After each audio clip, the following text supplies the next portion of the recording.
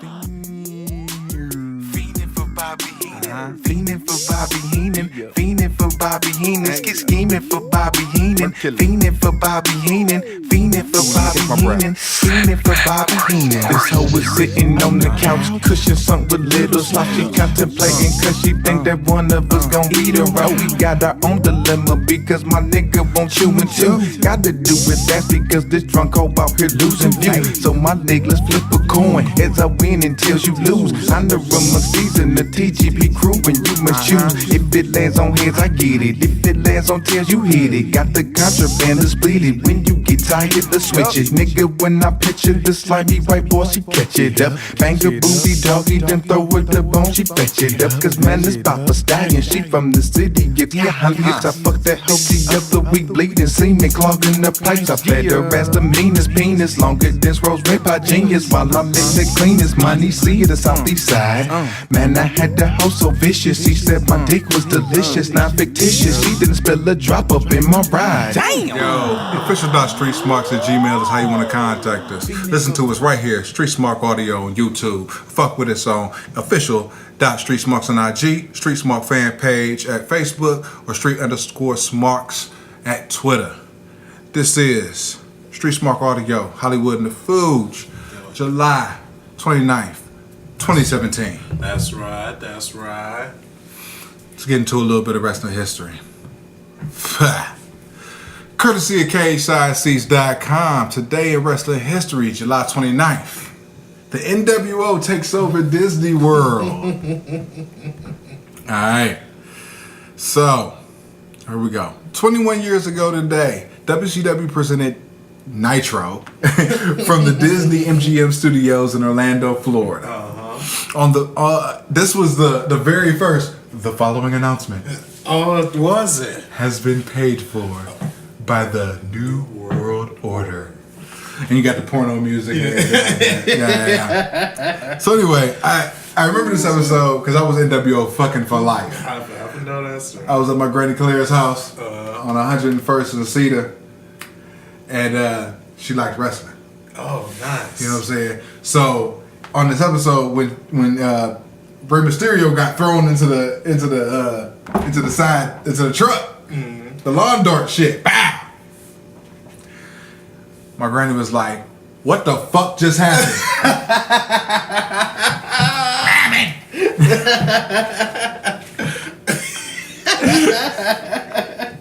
Bitch!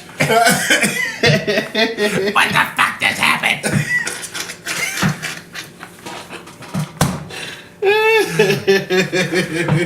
Bless you, baby. But anyway, I know you was watching Raw and shit. No, I saw that. You know what I'm saying? A word? Yeah, I flipped back and forth, and I think Nitro had a replay at that time, so somehow I saw it, because, yeah, that was,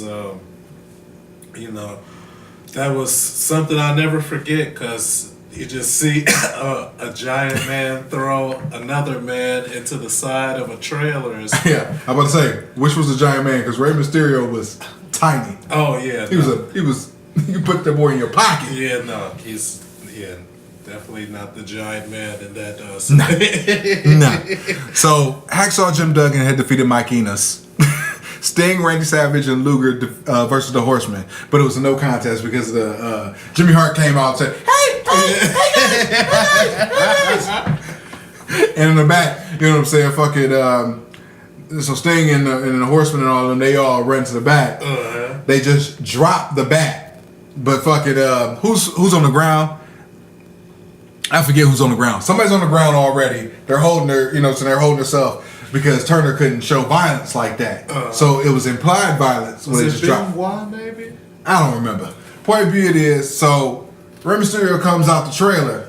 He jumps, he does like a springboard from the banister, or not the banister, with a railing. Crossbody. Kevin Nash catches him, points him, hoists him, and throws him into the joint. Bang! What the fuck was that? Anyway. Steiner Brothers had defeated High Voltage. It was Robbie Rage and Kenny Chaos. I remember that. The American Males were the original opponents for the Steiners. Who cares? Eddie Guerrero defeated Big Bubba Rogers. And the Giant defeated Greg Valentine. And Wow. but you know, there were reports that the police were called because people thought that segment was real. I think it's a work because if it was on MGM Studios, who lived around it? You know what I mean? Like it's a big fuck. I mean, you've been down there. Yeah, it's big as fuck. So people were they're right outside. Or maybe it was workers that on the set who weren't, you know what I'm saying? Like you said, it's MGM, so maybe they was on another project or something, and then just like, oh, what the fuck? I call it work.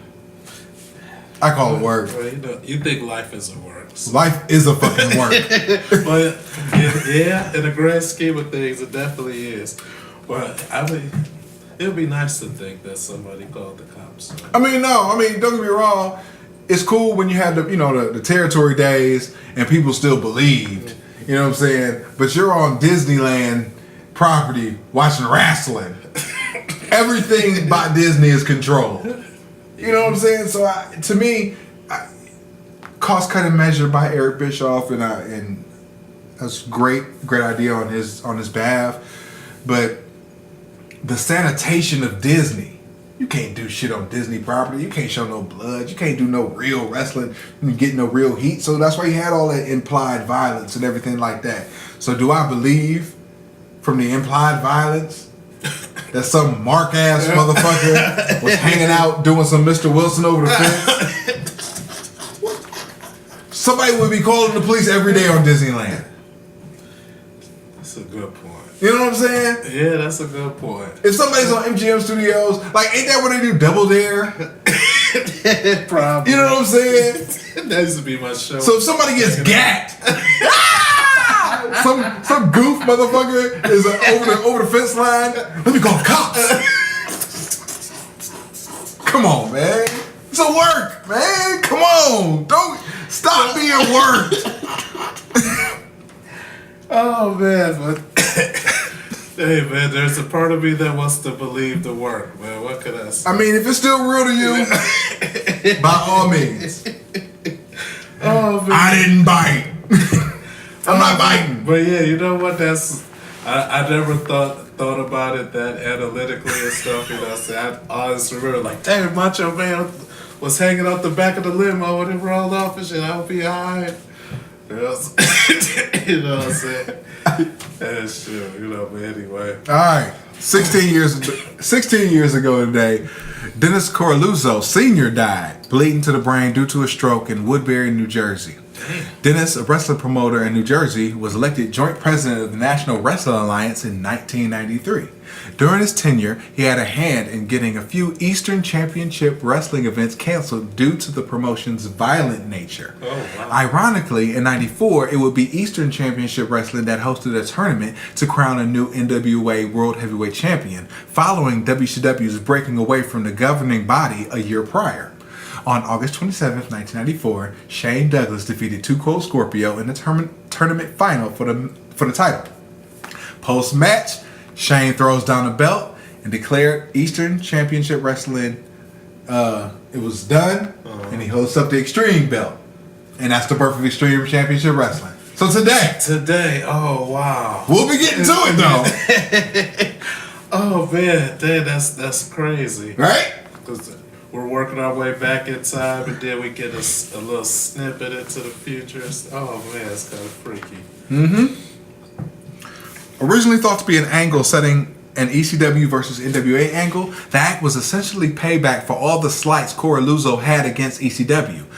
Dennis was in attendance at the tournament final.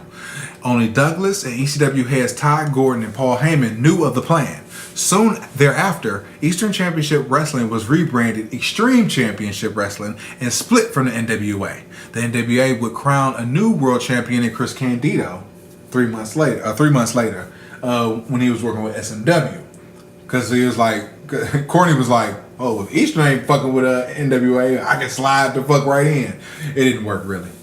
Anyway. Nice try, fam. Right? With the NWA name in shambles, Corluzzo stepped down from his post in 95, and after a single appearance on WWF programming in early 98 with the NWA angle, Dennis was removed from the NWA board of directors entirely in 99. So the common story was his removal was due to his declining health. It was actually due to him making racist remarks and owing 6 stacks to overseas wrestlers, including Naoya Ogawa. Ogawa had won the NWA world title twice in 99. Okay. On July 29th, 2001, Corluzzo developed bleeding in the brain and slipped into a coma. After being brain dead, he was taken off life support. He was 48 years old, and at the time of his passing, he had left behind a wife and 3 children. So, you understand the symbiosis of everything that's going on right now. Wow, that is crazy. I'm telling you, ECW is very interwoven with the strands of wrestling time and the timeline and all that shit. Speaking of timeline and time strands, do you believe that time travel is possible? Or will be possible one day? I will say that currently, no. But I do believe in alternate timelines and in parallel universes and everything like that.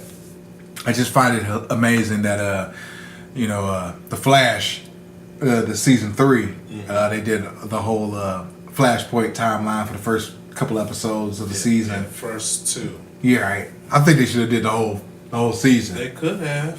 Right? Who cares? Yeah. Everything's made up. Everything is made up. Could have brought in Arrow and the Legends of Tomorrow right. and stuff. Do you watch all of the shows? Oh, I don't watch Arrow. That's the best one. I started off on Arrow seasons 1 and 2, and then I just kind of fell off. And then, but yeah, I stuck with the other 2. Like I still watch The Flash sometimes, some old stuff, you know what I'm saying? Wifey and I, we watch Flash and Arrow primarily. We'll be cleaning up, or we'll be doing some shit, you know what I'm saying? And then we'll watch Legends and Supergirl, you know what I'm saying? So we're like still a season or 2 behind in the other 2 shows, but like Flash and Arrow are like appointment TV. So we'll watch those like bang bang. Yeah, that's how I am with Flash and Legends. I only watch Supergirl when I know Superman's gonna be on there. You don't watch them during the crossovers? You you gotta watch the crossover they episodes. only had 1. They had 3. They've had 3 crossovers. I'm talking about with Supergirl. But yeah, of course I watched the crossover ones. No. With Arrow. Flash and Supergirl had a crossover in Supergirl season 1. Is that the musical? Or No, that was season 3. Okay, no, that was when he went to her. Yeah, that's when they first met. Yeah, I saw it. All right, then they had the second one where everybody crossed over with the Dominators. Dominators, yeah. All right, and then the third one was the musical joint. Okay. Yeah, the musical joint. I mean, it was okay. Oh, no! It was at the worst possible time. It was a filler episode because I want the motherfucking story to progress, and they got this bullshit. How'd you like season 3 of The Flash? I thought it was terrible. I liked every season of The Flash. Are you serious? Yeah. Saboteur was terrible, especially when they had the reveal. Spoiler alert! Fucking Future Barry and his terrible fucking hair. And on paper, I could see why people dislike it, but I don't know. They had ways of when everybody and their mama knew when it was Barry stepping out of that suit, the Flash producers or whoever still managed to make that moment feel kind of epic to me. Anyway at the time. That shit was flat. Oh, you think so? Well, that motherfucker stepped out of that suit. I was like, I said, it's Barry. He said, oh, this is fucking, this is some bullshit. It was obvious it was Barry for like 3 episodes going before that. No clue. Really? I had no clue. Really? I don't care. So I'm just watching it like this. Oh shit, it's Barry. So yeah, I knew it was gonna be Barry's, but we said it's like I told you from the beginning. I am the future Flash. Right, and yeah, right. I was just like, we watch Emergency Awesome. It's a YouTube channel. Okay. It's this oh guy. yeah, the comic book dude. Yeah, he does like recaps of the episodes and stuff for shit that we missed because we're like half paying attention. You know what I'm saying? We're basically me and wifey are just like shitting on every episode. We're like, oh my god, look at Barry's hair. It's terrible. No, it's not terrible. It's terrible. Terrible. Oh my god. Yeah, oh my god, it's terrible. So that's what we do for the entire time. And we miss some shit, and then we watch Emergency Awesome. You know what I'm saying? And then we watch Game of Thrones. We watch Emergency Awesome because we don't know nothing about Game of Thrones. So we're like, yo, we missed everything. Yeah, I haven't watched it in a few seasons either. Nah, you said you missed season 6. Oh yeah, and this is season 6. Yeah. Okay. Well, at least the last episode, episode 2, they talk more. Okay. I'm telling you, episode 1, you might as well skip that shit. Nobody did nothing. It's like a spot where Sansa and Jon Snow talk. You know what I'm saying? That's about it. But everybody else is just walking, and it's just like,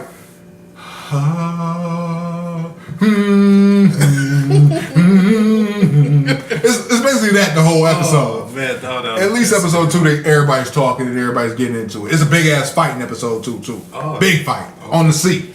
So I'll tell you, you missed season 6. You gotta see season 6, goof. Simmer down. That's if it'll make you feel better. We can go back to the Flash. It doesn't matter.